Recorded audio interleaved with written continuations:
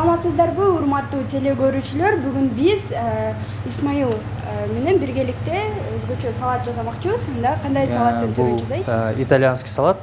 Буга керектелүүчү азыктар бул козу карын, моцарелла сыры, жашылчалар, рукола, шпинат и черри помидор. Биринчи бул козу карынды кууралабыз, анан калганын улантып кете беребиз. Мен туура баштайлам да. Мен да сизге окшоп.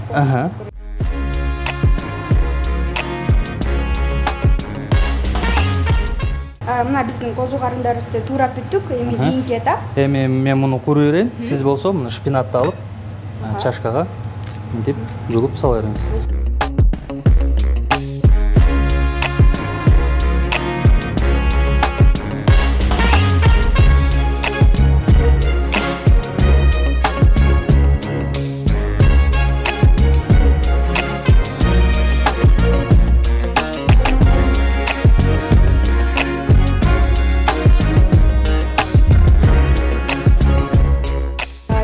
Буларды даярдап алдык. Эми помидорду турайт окшойт. Кандай кылып турайын? Эми помидорду 4кө бөлөбүз.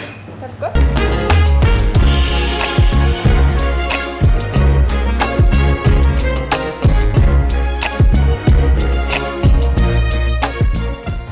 Руколаны кошобуз. Эми мунун баарын атайын даярдалган бальзамический соус менен аралаштырабыз. Эми аралаштырып салам.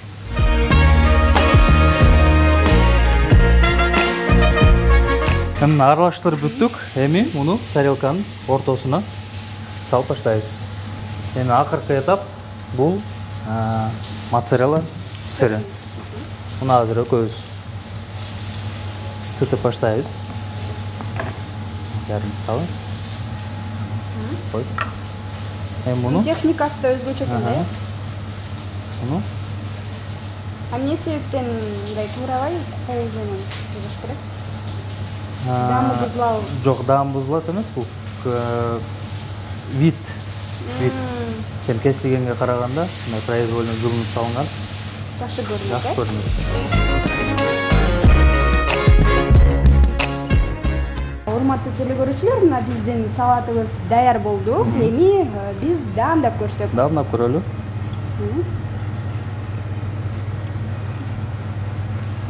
Даамы сонун экен. Өзүңүздөр көргөндөй эле бул салатты жасаган аябай бат, оңой. Продуктылары дагы бизде өзүбүздө бар эле продуктылар.